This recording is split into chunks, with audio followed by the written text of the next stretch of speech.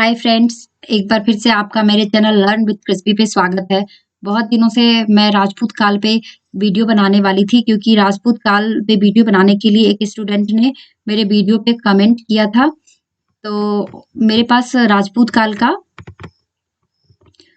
Content है लेकिन पूरा फैला हुआ है, तो उसको मैं अभी एक ही पेज में मैं पूरा लेके आई हूँ और इस पेज में मैं राजपूत काल का परिचय दूंगी, उत्पत्ति, क्षेत्र विशेष और प्रमुख राजवंश के बारे में बताऊंगी।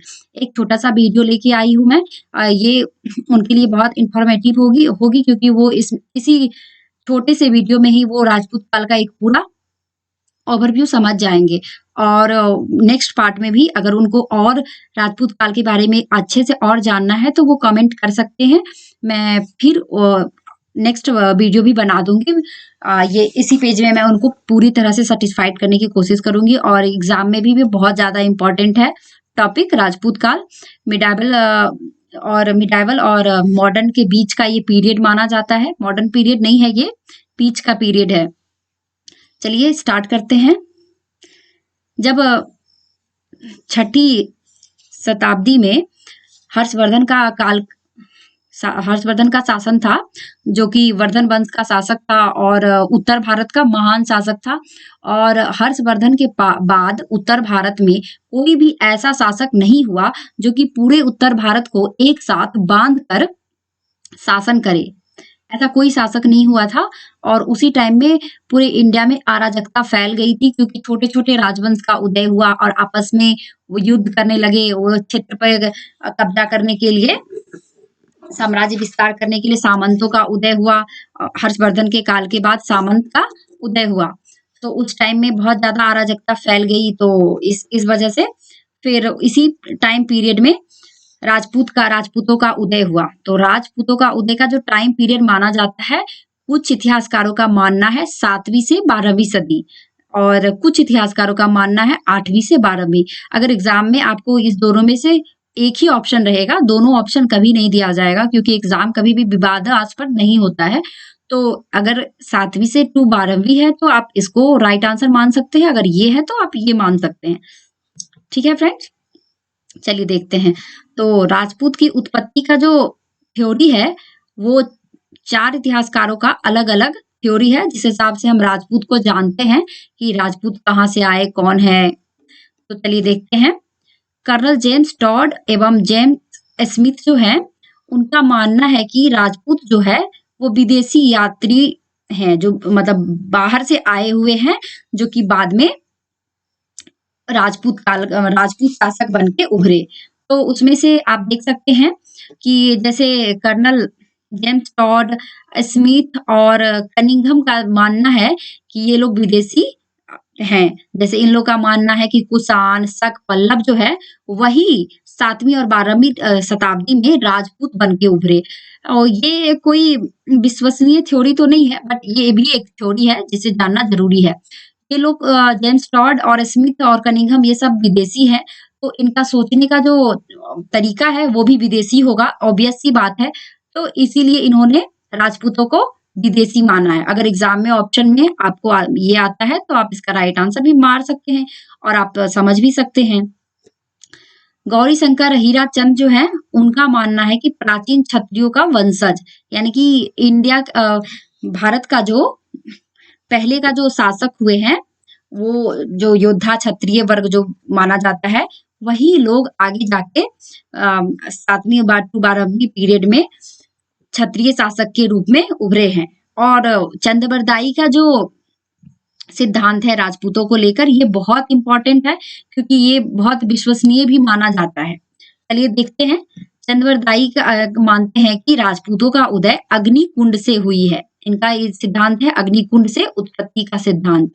तो ये बहुत इंपॉर्टेंट है। चंद्रबरदाई ने अपने बुक में लिखा है कि उस इंडिया में जब बहुत ज्यादा, भारत में जब बहुत ज्यादा अराजकताएं फैल चुकी थी, आपस में युद्ध हो रहे थे, तो उस समय गुरु वशिष्ठ जो है माउंट आबू पर्वत पे जाके एक यज्ञ किए और उस यज्ञ से 4 शासक राजवंश का उदय हुआ, जो कि राजपूत वंश के रूप में स्थापित हुए। तो वो 4 जो हैं वो हैं गुर्जर प्रतिहार, और चौहान वंश और परमार वंश और चालुक्य वंश। ये 4 जो है चंद्रवरदाई के बुक में है, जिसमें कि अग्निकुंड से उत्पत्ति सिद्धांत में आते हैं। ये 4 हैं, आप नाम याद कर सकते हैं। चलिए चौथा सिद्धांत देखते हैं राजपूतों का। गोपीनाथ शर्मा और भंडारकर, ये जो है ब्राह्मणों से उत्पत्ति का सिद्धांत।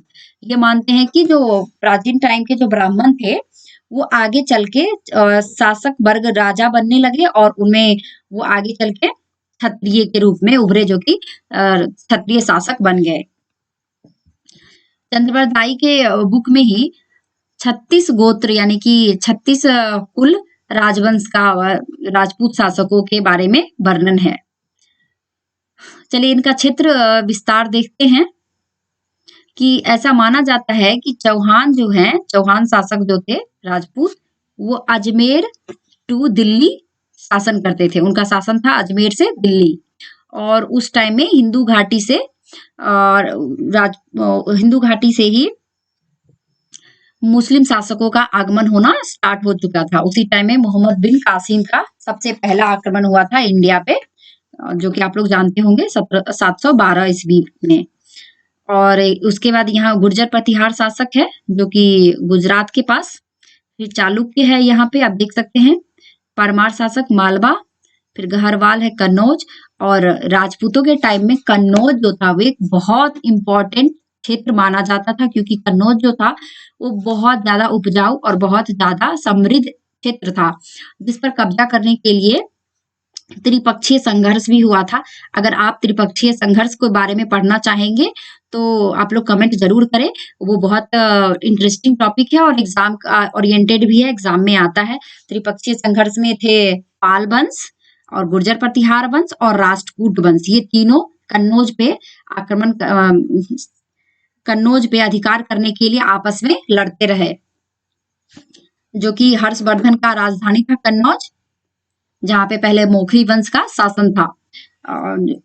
हर्षवर्धन की जो बहन थी जिसका शादी हुआ था मोखरी वंश के राजा से, और जब उनकी हत्या शशांक के द्वारा कर दी जाती है तो कन्नौज खाली हो जाता है, और फिर उस पे हर्षवर्धन उस पे अधिकार करके वहां पे अपनी बहन के साथ मिलके शासन करता है, और हर्षवर्धन अपनी राजधानी कन्नौज स्थानांतरित करता है, पहले थनेश्वर फिर कन्नौज। तो ये देख सकते हैं। चलिए जानते हैं प्रमुख राजपूत वंश के बारे में। तो प्रमुख राजपूत वंश जो है वो 7 राजवंश है। गुर्जर प्रतिहार वंश जो कि गुजरात से दक्षिण राजस्थान के भाग में शासन करते थे, और उसके बाद है चौहान वंश जो कि यहाँ पे देख सकते हैं अजमेर टू दिल्ली, या राजस्थान से दिल्ली। तो अजमेर है राजस्थान में और दिल्ली तो आप जानते ही हैं। तीसरा है परमार जो कि मालवा से धार तक इनका शासन था। चौथा है चालुक्य जो कि सोलंकी और गुजरात में शासन करते थे। चंदेल जो है वो बुंदेलखंड यानी कि मध्य प्रदेश, और ये सिसोदिया जो है वो मेवाड़ और राजस्थान में शासन करते थे। और 7वां है गहरवाल जो कि कन्नौज में शासन करते थे। और सो फ्रेंड्स यहाँ पे आप देख सकते हैं राजपूत वंश में 36 राजवंशों का उदय हुआ है, जो देख सकते हैं। सूर्य वंश में 10 राजपूत वंश, और चंद्र वंश में 10, और अग्नि वंश जो है उसमें 4, गुर्जर प्रतिहार, चौहान, परमार और चालुक्य, और ऋषि वंश पे 12, कुल मिला के 36। सो फ्रेंड्स आपको राजपूत का एक ओवरव्यू वीडियो में बना के लेके आई हूँ। आपको इससे उम्मीद है राजपूत का कॉन्सेप्ट समझ में आ गया होगा। और अगर आप लोग को कुछ और जानना है और पूरे डिटेल में वीडियोस देखना है तो फ्रेंड्स आप कमेंट करें। सो आप सभी का दिन शुभ हो, और ऐसे ही मेरे चैनल पे बने रहे। अगर आप लोग को मेरा वीडियोस पसंद आ रहा है तो प्लीज फ्रेंड मेरे चैनल को सब्सक्राइब करें, लाइक करें और कमेंट करें। Thank you friends.